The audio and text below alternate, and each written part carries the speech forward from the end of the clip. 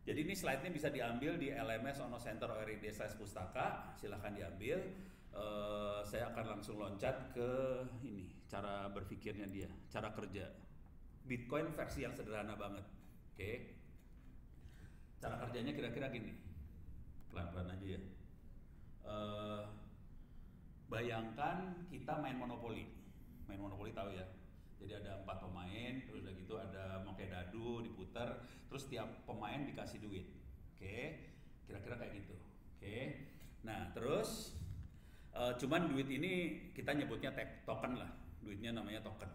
Oke, nah terus persyaratan uang digital itu kita bisa menggunakan kita bisa bikin pecahan 0,00 sekian Bitcoin, 0, sekian Bitcoin. Jadi uangnya bentuk pecahan. Ya gampang karena dia cuman angka di komputer, angka di wallet bisa jadi pecahan. Yang seru lagi tidak bisa dipalsukan. Pusing kepala urusannya. Gimana cara tuh duit nggak bisa dipalsukan ya? Terus yang seru lagi bukan kertas. Karena dia digital, elektronik bukan kertas. Oke.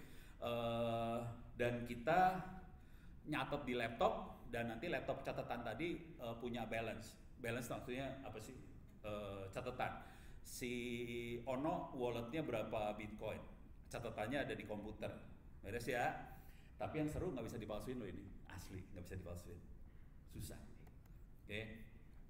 Ini saya kasih lihat skenario-nya lah kira-kira ya. Ada buku besar. Bayangkan kalau kita main monopoli, ada satu yang jadi bank, pegang buku besar ledger, terus ada pemainnya, ada 4, Ali, Badu, Cica, sama Dedi, masing-masing pegang 100 token. Oke. Nah terus si ledger yang pegang database, dia adalah yang penguasa. Gitu kan, sama dengan dunia ekonomi hari ini, penguasanya adalah di bank karena bank pegang database dan dia tahu Ono punya duit berapa, siapa punya duit berapa, dan itu adalah final. Bank yang nentuin Anda punya duit berapa. Dan kita kadang-kadang susah buat bernego ke bank, duit saya kayaknya nggak segitu deh, lebih. Nah, berantem dah urusannya. Bank pasti biasanya lebih tinggi posisinya. Oh enggak, kamu duitnya sekian gitu ya, beres ya. Nah, jadi balance punya seseorang harus menurut sesuai dengan apa yang dikatakan oleh si ledger tadi, oleh si database. Nah, informasi dari ledger final, tidak bisa diganggu gugat. Nah, bayangkan kalau pemainnya bertambah berapa puluh orang, ini si ledgernya nih jadi berkuasa banget. Dan ini, aduh, parah sih. Ini saya ngomong apa adanya ya, minta maaf nih kalau rada belak-belakan kalau si Ono ngomong. Bayangkan kalau nasabah banyak banget, kekuasaan bank jadi tinggi banget dong, gitu ya. Hati-hati loh, dan ini yang diserang sama orang-orang yang bikin cryptocurrency tadi. Pengennya kekuasaan ada di tangan rakyat, parah.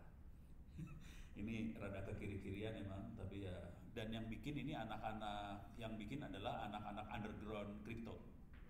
Jadi ada underground di dunia cyber, mereka yang bikin karena mereka sebel sama dunia yang sebelah sana, mereka pada bikin. Jadi urusannya kayak gitu sih sejarahnya kira-kira.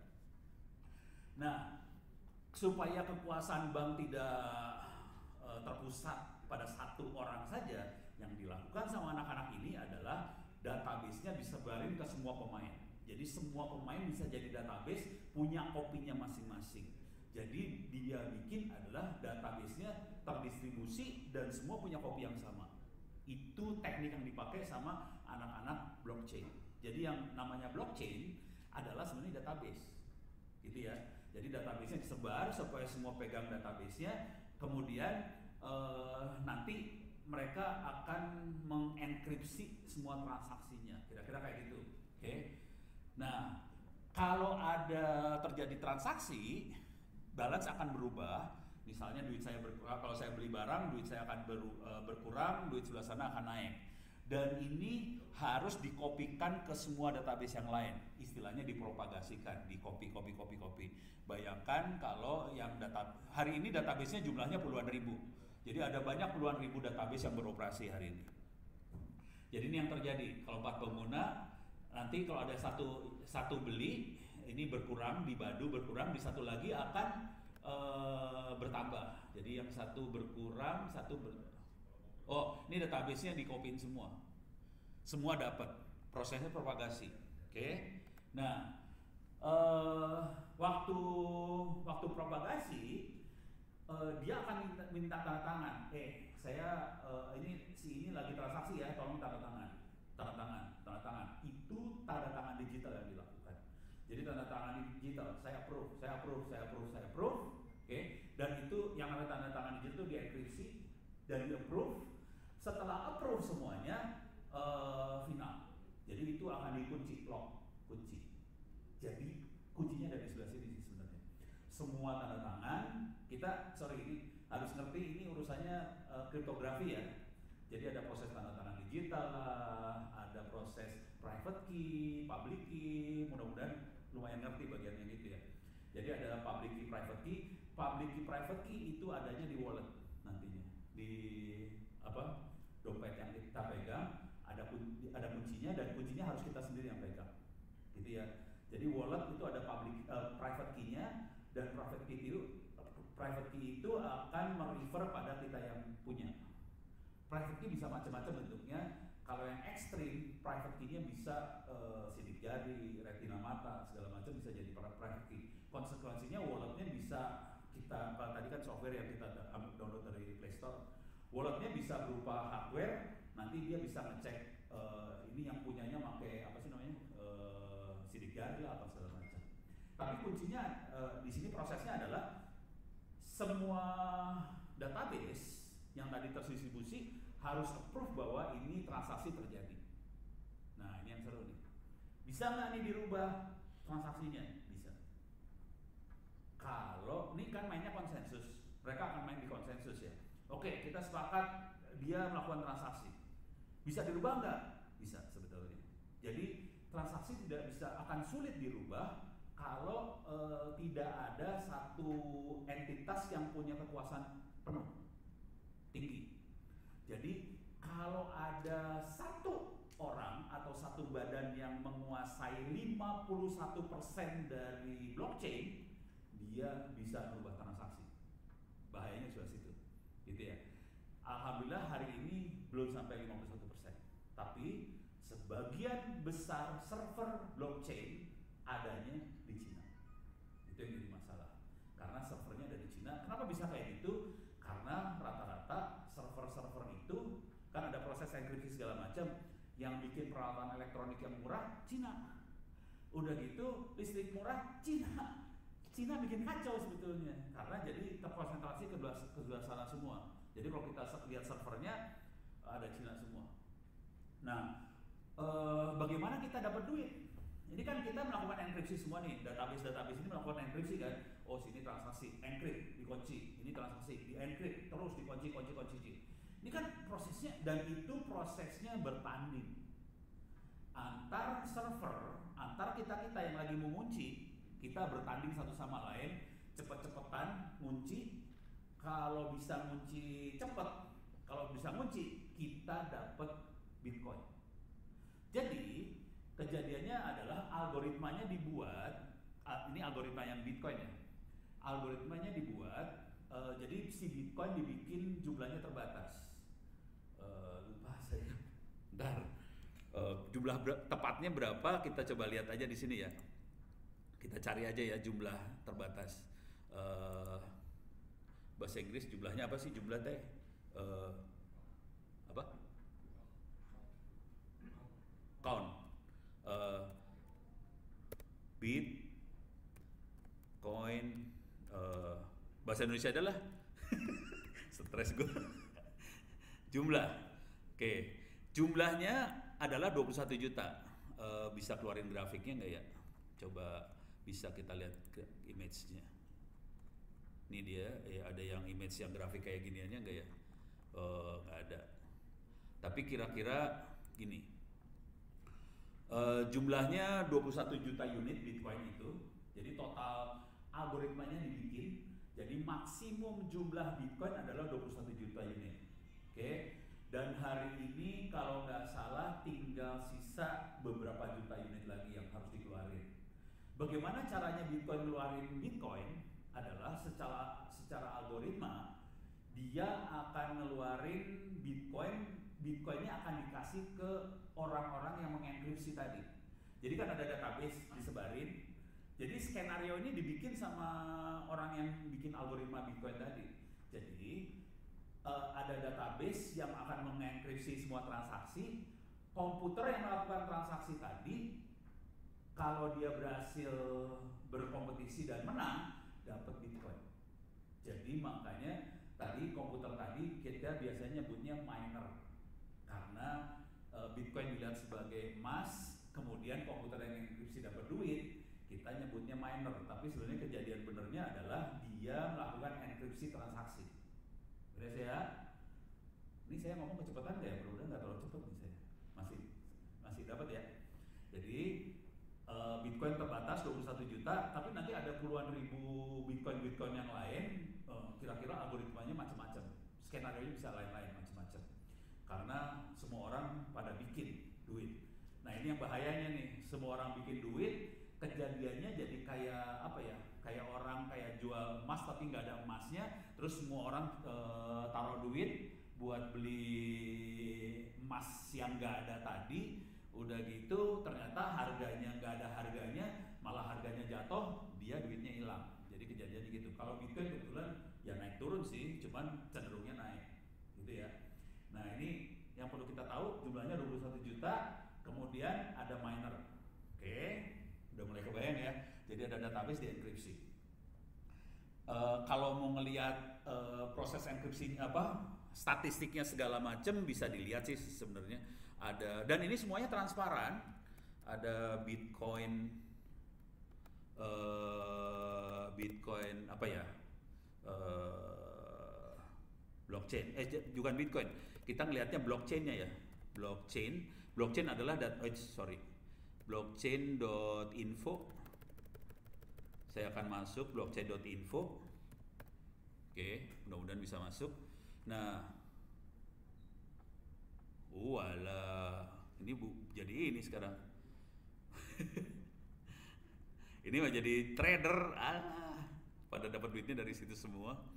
Dulunya kalau nggak salah bisa ngelihat nih, gue udah lupa yang mana ya situsnya. Di Explorer ini ya, bisa kelihatan. Oh ini kelihatan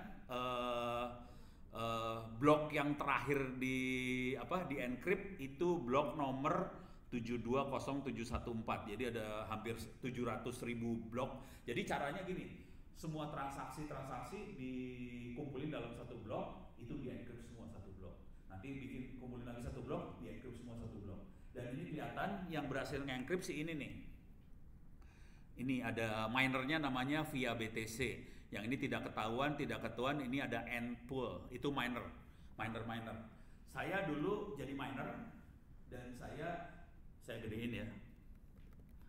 Saya juga miner dulunya, tapi udah gitu nggak kuat, nggak tahan. Jadi kita kaum fakir miner fakir itu berkumpul jadi satu. Jadi saya ikut Npool itu. Npool adalah miner yang nggak punya duit, nggak punya duit. Jadi kita yang miner nggak punya duit, kita kumpul di Npool, kita jalankan software buat enkripsi segala macam, terus kita rame-rame berusaha nge-encrypt. Kalau kita beruntung kita dapat duit. Caranya gimana? Buat nge-encrypt, softwarenya free, gratis, open source, bisa kita download. Masalahnya komputer kita nggak pada kuat. Komputer kita harus bertanding melakukan enkripsi, prosesornya nggak kuat. Oke. Dan satu komputer saya jebol, rusak gara-gara itu. Akhirnya saya beli. Ini generasi, jangan diketawain. Ini kalau yang udah tahu ketawa aja. Ini saya beli kayak ginian. Ini alat-alat, ini prosesor dalamnya. Ini adalah USB miner. Saya cari di sini aja ya, cari di Google USB miner. Nah ini bentuknya kayak gini. Harganya lebih mahal ya sekarang. Harganya 1 jutaan lah kira-kira kayak ginian. 1 jutaan dulu. Oke. Ini USB minernya. Bapak Acong. Selamat siang Bapak Acong. Ini juragannya hosting Republik Indonesia juga sih. Wah ini ngeri-ngeri yang datang ya. Parah. Jadi karena prosesor komputer saya nggak kuat, saya beli hal-hal seperti ini, saya colokin dan dia kira-kira ini kayak apa ya? Kayak prosesor aja dalamnya, dia akan melakukan perhitungan-perhitungan buat NPC tadi. Cuman walaupun saya punya ada berapa nih? Ada 4 biji, saya udah kalah, nggak kuat. Karena saya kalah bertanding sama yang duitnya kenceng-kenceng. Akhirnya sekarang saya matiin. Soalnya kejadiannya gini, kalau saya mining kan saya keluarin listrik. Uang listrik saya sama duit yang saya dapat nggak seberapa. Jadi akhirnya saya matiin. Yang hari ini pada mainan miner itu pada makainya seperti ini nih, end miner. Pada pakai yang seperti ini. Ini bekas. Jadi harga 8 juta bekas. Kalau mau beli yang baru, situsnya namanya Bitmain. Oke. Harga yang paling barunya harganya sekitar $11.000 sampai $11.000. Jadi harganya sekitar $12.000. Dirupiahin itu kali berapa ya? Kali 10, ratusan juta ini. Hah? 150 juta Bapak Ibu. Saya mah sayang duit saya. Cuman ada yang beli, di Republik ini juga banyak yang punya sih kayak ginian, ternyata banyak. Kalau teman-teman saya yang punya, salah satunya si Budi, kalau lagi ngobrol sama saya, no, gue punya ruang pesugihan. Apaan tuh isinya? Ternyata kayak ginian, reset tuh anak. Jadi isinya kayak ginian, buat cari duit. Jadi dia bilangnya ruang pesugihan. Isinya sih miner. Jadi mereka dapat duit sih, dapat duit. Oke, saya udah nggak dapat duit, nyerah. Akhirnya saya jadi main di tadi trader. Oke, kalau mau ngelihat cara main trader sedikit, saya waktu berapa menit lagi? Saya kasih lihat sedikit cara main trader ya, tapi nanti saya kasih lihat yang lebih positif lah. Oh salah situs. Bitcoin Charts kurang S. Oke. Tapi di tempatnya Oscar di Indodex juga bisa dilihat. Saya masuk ke bitcoincharts.com. Oke. Saya akan bisa lihat charts. Charts itu apa ya? Grafik. Nah, ini kira-kira kita bisa lihat grafik seperti ini. Kalau warna merah harga lagi turun, warna hijau harga lagi naik. Jadi kita ngelihat chart seperti ini kalau jadi trader ya. Kita lihat chart seperti ini. Coba saya ambil indikator yang lain adalah kalau nggak salah RH salah. Oke, saya kebawahin aja. Kalau nggak salah RSI. Oke. Dia lagi loading dulu. Nanti ada di bawah bagian bawah nanti ya. Nah, ini saya akan biasanya kalau buat jadi trader saya akan lihat RSI ini. Kalau dia di bawah angka 30, ini berarti harga lagi jatuh, itu waktunya kita beli. Kalau harganya di atas 70, itu harga lagi tinggi, waktunya kita jual. Jadi kapan jual, kapan beli, ini ngelihat RSI ini. Nah, sekarang coba saya kasih lihat dalam setahun ya. Ini kita bisa geser time periodenya ke 2 tahun lah ya, 2 tahun. Kita geser selama 2 tahun. Kalau kita lihat selama 2 tahun kelihatan sebetulnya secara umum naik.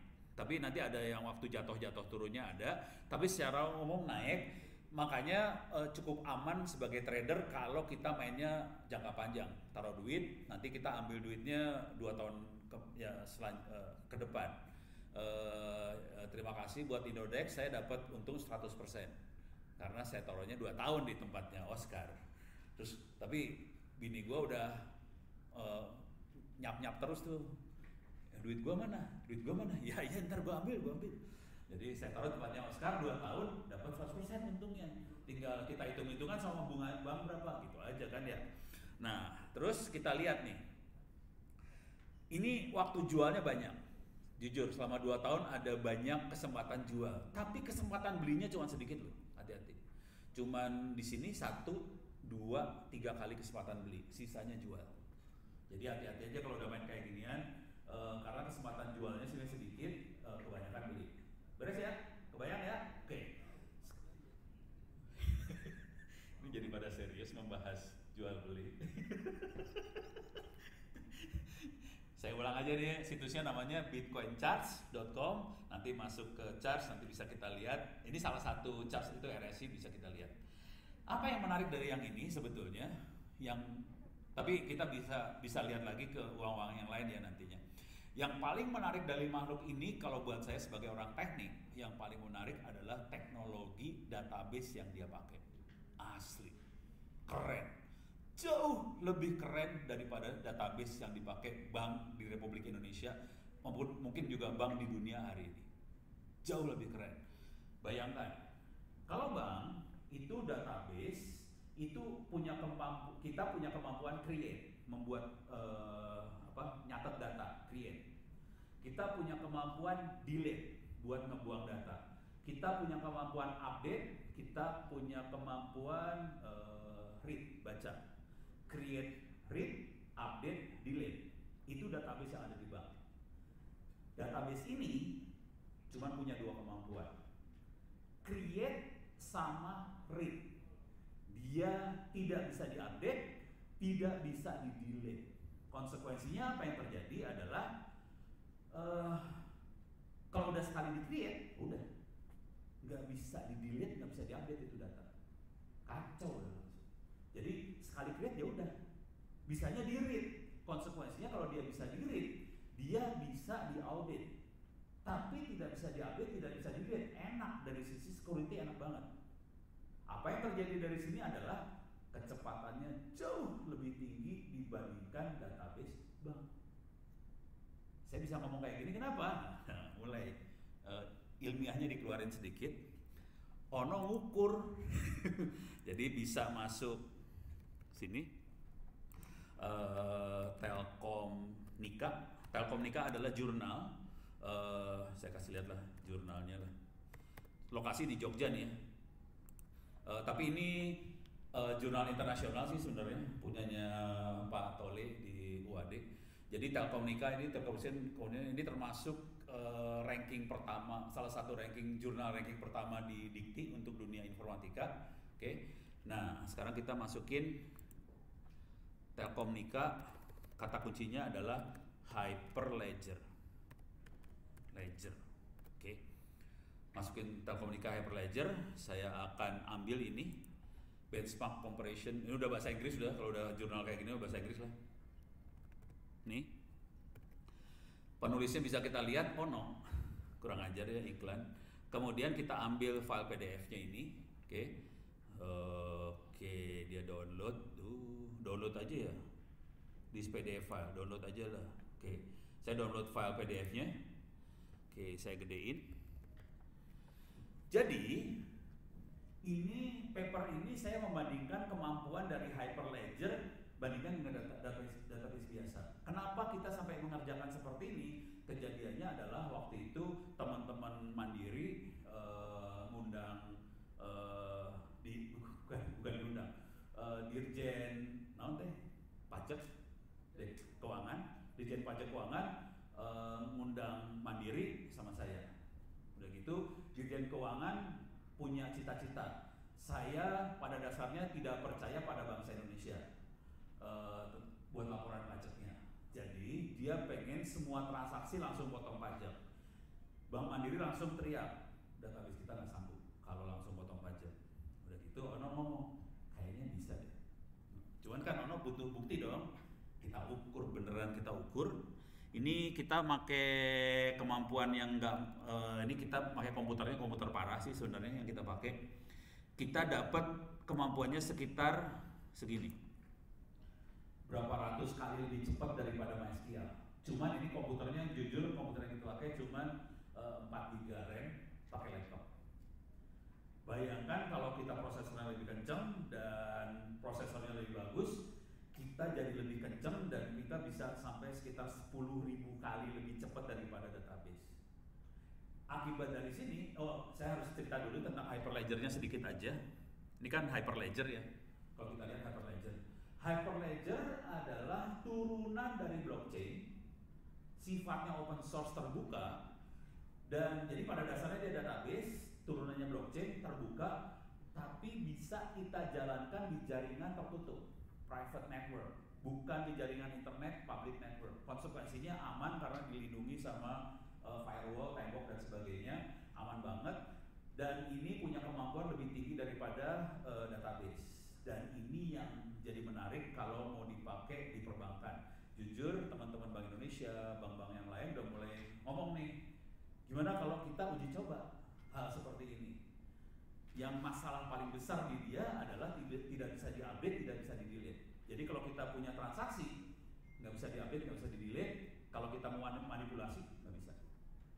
Ya itu masalah banget, nggak bisa manipulasi. Kalau saya senang banget, jadi lu nggak bisa nipu. Tapi ini, jadi kunci yang paling di akhirnya adalah sebetulnya kalau saya melihatnya ini jadi menarik sekali untuk solusi buat transaksi-transaksi di Indonesia karena lebih cepat, lebih murah, open source, dan ini jadi bisa dipakai di wallet-wallet yang operasional dan sebagainya. Kira-kira itu dari saya. Udah waktu mas cukup habis kayaknya ya. Soalnya udah matanya melirik. Oke, waktu habis. Supaya kalau ada apa-apa silahkan kirim email ke saya. Email saya gampang diingat, onno@indo.net.id. Saya tidak pakai WhatsApp, onno@indo.net.id. Saya juga bisa dihubungi pakai Twitter, Ono W Purbo. Terima kasih banyak. Billahi taufiq wal hidayah. Assalamualaikum warahmatullahi wabarakatuh. Saya kembalikan pada pembawa acara. Terima kasih Bapak atas materi yang telah disampaikan.